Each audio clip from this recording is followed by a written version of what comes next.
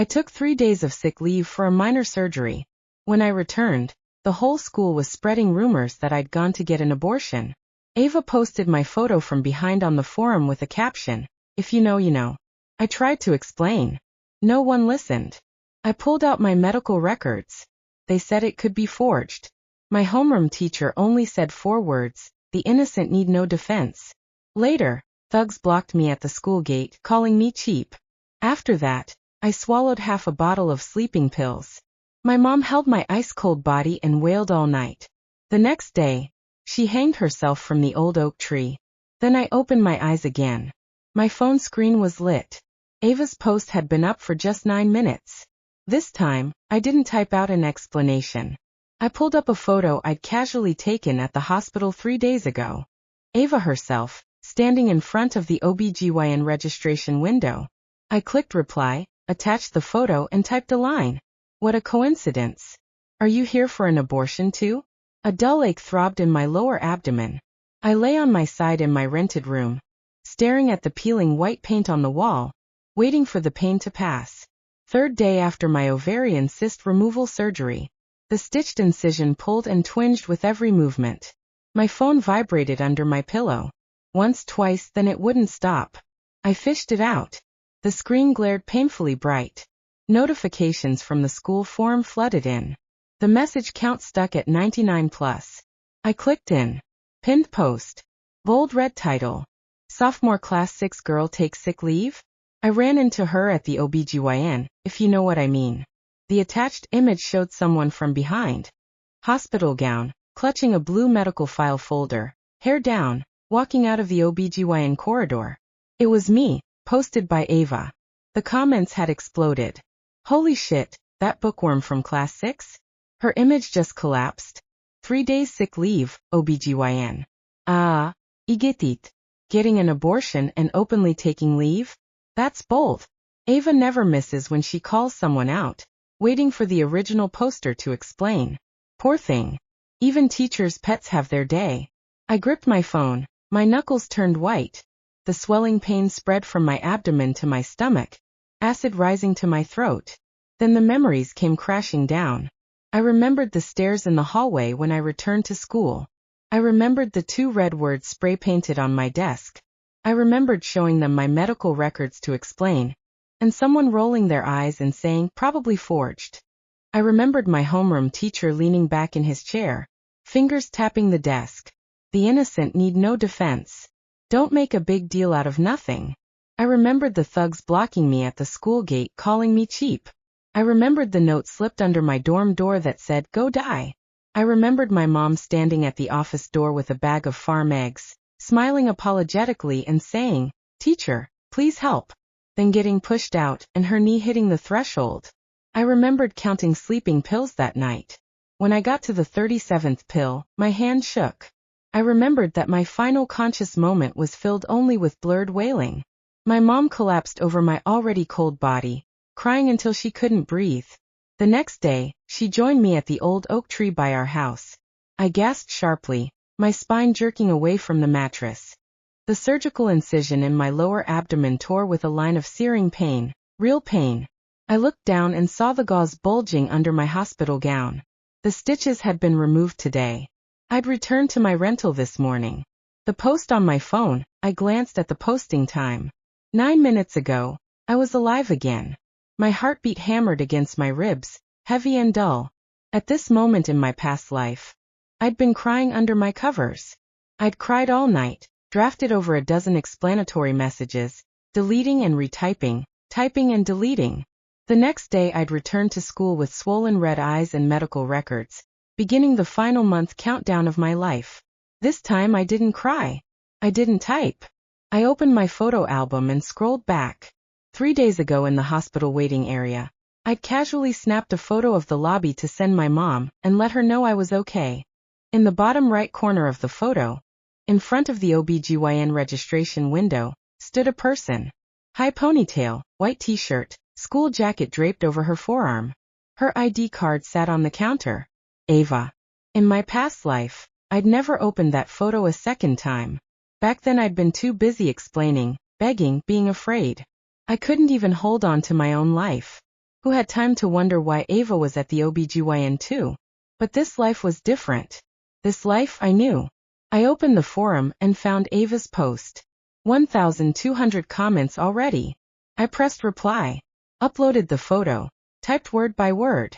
What a coincidence. Are you here for an abortion too? Send. I sat down my phone and lay on my back, staring at the ceiling.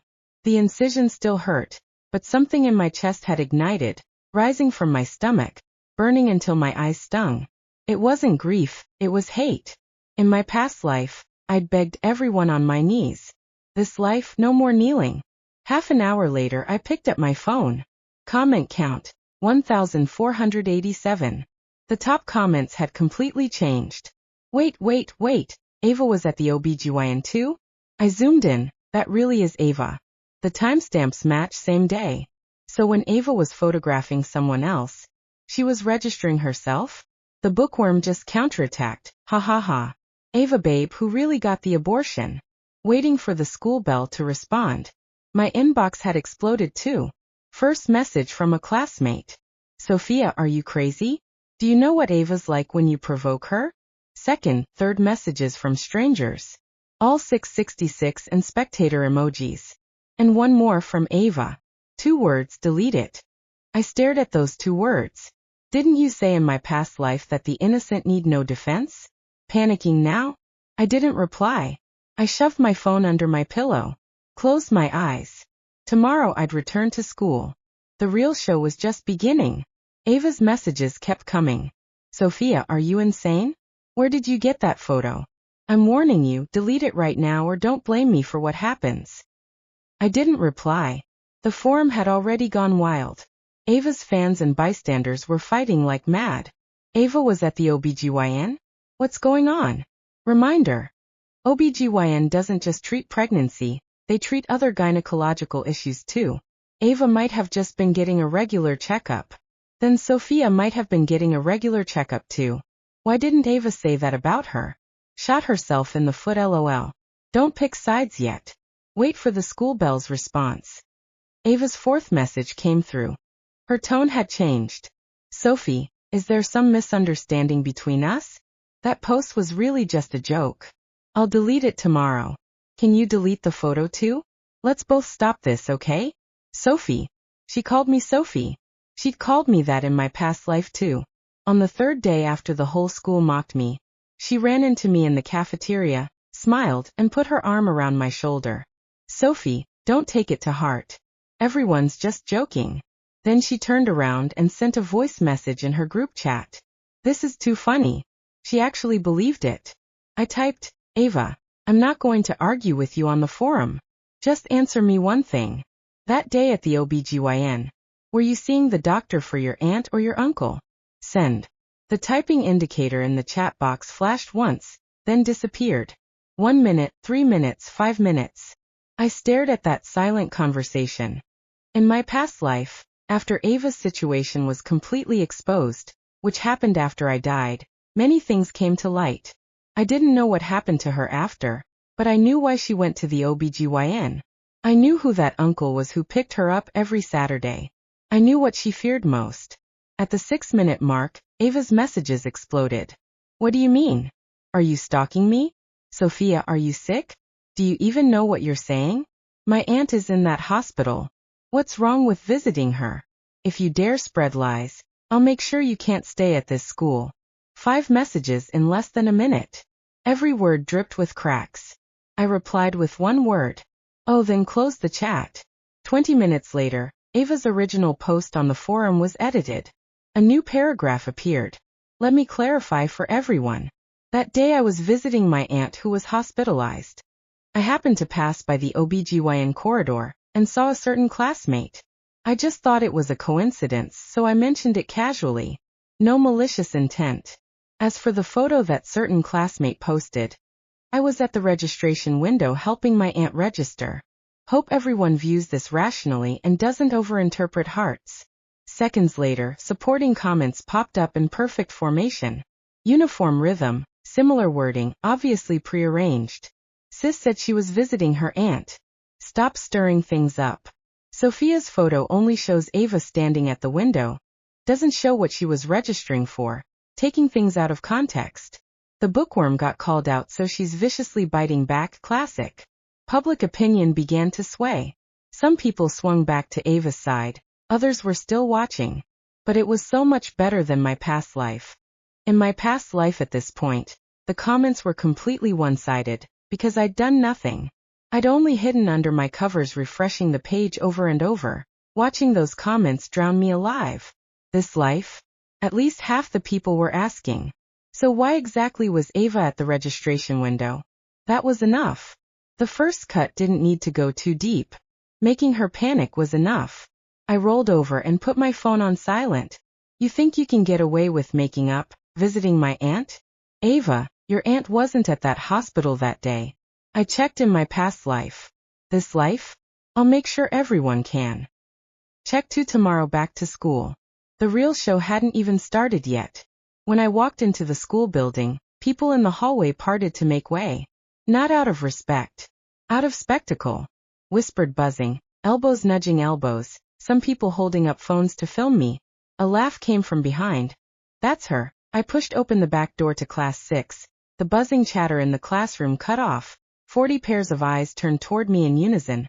Too uniform to be natural. A few boys whistled.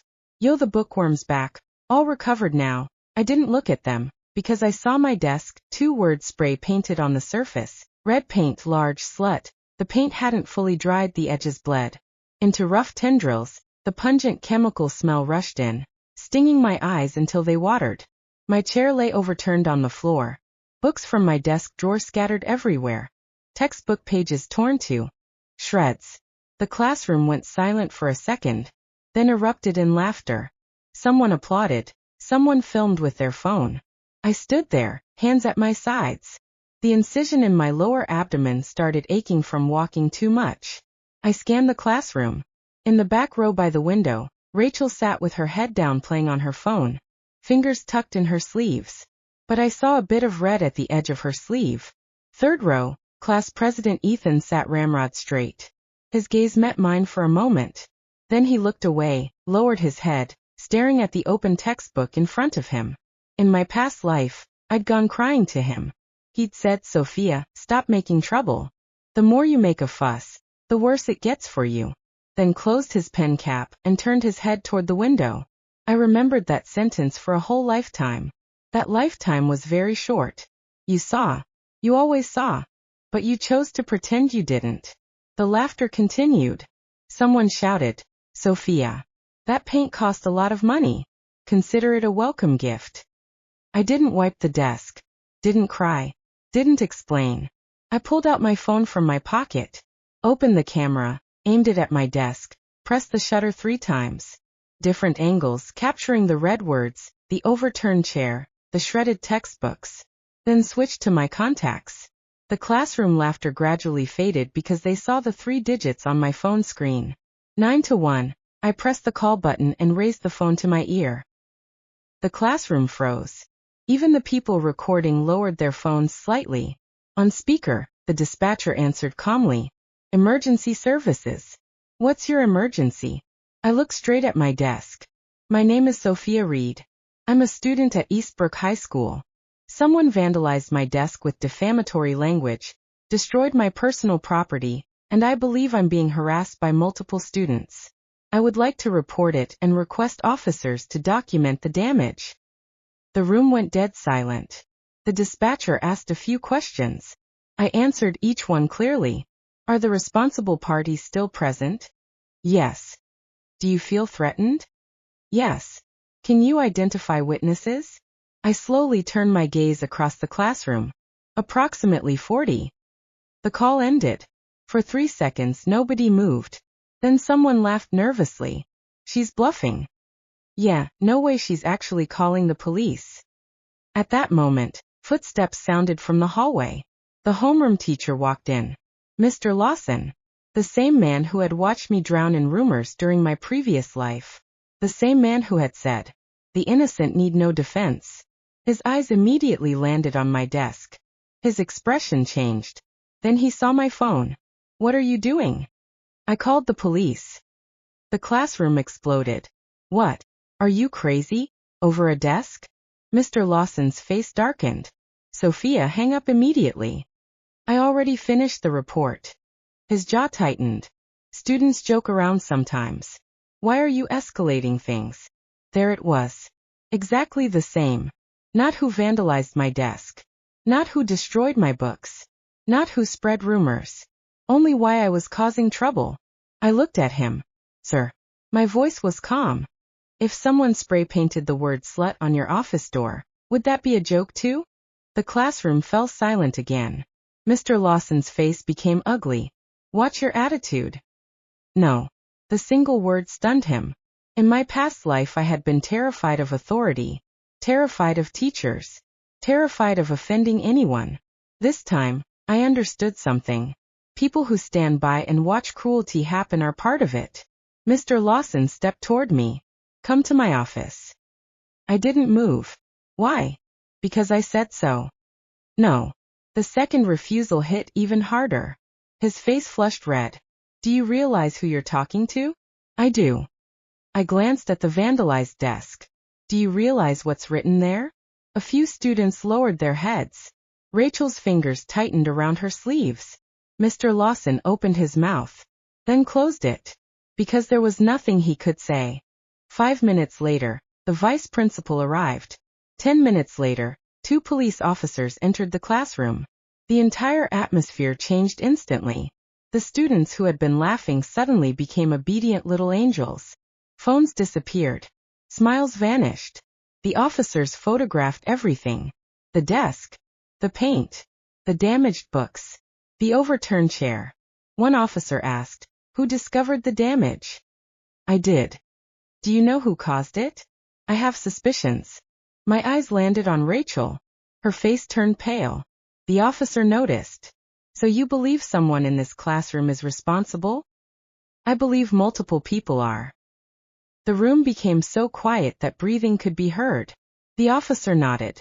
Understood. Then he turned toward the students. Anyone with information can provide a statement. Nobody spoke. Not a single person. Cowards. Every one of them. Then a chair scraped against the floor. Class President Ethan stood up. The entire classroom looked at him. His face was pale. His hands trembled. But he spoke. I saw who did it. Rachel's head snapped up. Ethan swallowed. Rachel painted the desk before first period. The classroom erupted. Ethan. Rachel nearly screamed. The officer immediately wrote it down. Anyone else involved? Ethan closed his eyes. When he opened them again, he looked directly at me. For the first time in 2 lifetimes, he didn't look away. 3 people helped her. One name. Then another. Then another. Each name struck like a hammer. Faces turned white. Students began panicking. No, wait. It was just a prank. We didn't mean anything by it. The officer's expression remained cold. A prank doesn't involve property damage and harassment. The vice principal looked ready to faint. This had already become much bigger than a classroom joke. But the most interesting part came next. Because while the officers were taking statements, another notification appeared on my phone. Forum alert. A new post. Posted anonymously. The title was simple. Regarding Ava's aunt. My heartbeat slowed. I opened it. Attached were 3 photos. The first showed Ava entering the hospital. Alone. The second showed her leaving the gynecology department. Alone. The third showed the registration receipt she had accidentally thrown into a trash can. The patient name had been blurred, but one line remained visible. Relationship to patient, self. The comment section detonated instantly. And for the first time, I wasn't the one standing in the center of the fire. Ava was. The forum crashed twice that afternoon. Not because of me. Because of Ava. Every refresh brought hundreds of new comments. Relationship to patient, self. Those 4 words spread through the entire school like wildfire. The explanation about her aunt collapsed within hours. Someone found security footage screenshots showing Ava arriving alone. Someone else posted photos of her leaving alone. Then another student came forward anonymously. Ava asked me if I knew how to permanently delete hospital registration records. The comment section exploded. The same people who had mocked me for weeks suddenly turned their attention elsewhere. The spotlight Ava had aimed at me swung back onto her. And unlike me, she had built her entire reputation on being untouchable. The higher the pedestal, the harder the fall. The next morning, Ava didn't come to school. By lunchtime, everyone knew why. Her parents had been called in. The administration had opened an investigation into the rumor-spreading campaign. Students who had participated were being questioned one by one. Screenshots surfaced. Group chat surfaced. Voice messages surfaced, including one recording. Ava's voice. Laughing. Once everyone thinks she's pregnant, she'll never recover. The recording was only 8 seconds long. 8 seconds was enough. The last excuse disappeared. No misunderstanding. No joke. No innocent mistake. Just deliberate cruelty. 3 days later, the school officially announced disciplinary actions. Several students received suspensions.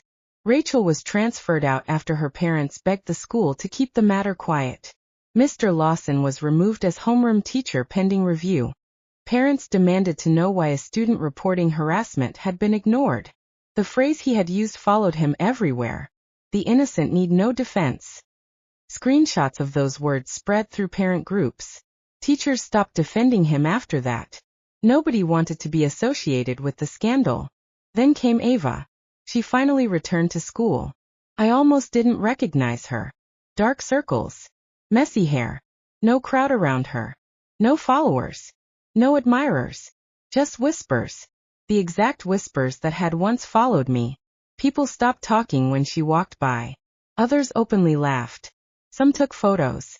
A few called her names. I watched from a distance. Not because I enjoyed it. Because I recognized it. This was the same machine she had fed with my life. Now it was eating her instead. One afternoon she cornered me behind the library. Her eyes were bloodshot. You won. I looked at her. No. Her laugh sounded broken. Then what do you want? For a moment, memories flashed through my mind. My mother's tears. The sleeping pills. The oak tree. The funeral neither of us should have had. What I want. My voice was quiet. I wanted my life back. Ava froze. I wanted my mother back. The color drained from her face. Because for the first time she understood something. This had never been about a forum post. Or a rumor. Or a school scandal. She had destroyed a person. She had just expected that person to stay broken. I didn't know it would become that serious, she whispered. I stared at her. In my last life, those words would have made me cry.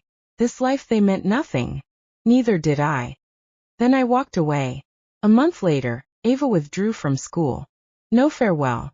No goodbye post. No dramatic speech. She simply disappeared. The people who had once worshipped her moved on to new gossip within weeks. That's how crowds work. They're loyal to nobody. The final blow came from somewhere unexpected. University admissions season. A disciplinary record follows a student. So do documented harassment investigations. Several prestigious schools that had once shown interest withdrew consideration. Doors began closing. One after another. Meanwhile, my life kept moving. The police report cleared my name completely. The rumor died. The medical records were verified. The students who had doubted me suddenly became polite. Some even tried apologizing. I accepted none of it. Forgiveness and access are not the same thing. Then came graduation. As I stood on stage receiving an academic excellence award, I glanced toward the audience. My mother sat in the front row. Alive. Smiling. Clapping so hard her hands were red.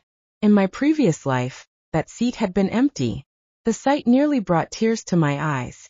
After the ceremony she hugged me tightly. What's wrong? She asked. I shook my head. Nothing. Everything was right. The rumor that had once killed me never got the chance. The people who had helped spread it faced the consequences. The teacher who looked away lost his authority. And Ava? Ava learned a lesson too late. When you throw someone into a fire, you should be very certain the wind can never change direction. Because if it does, the flames come.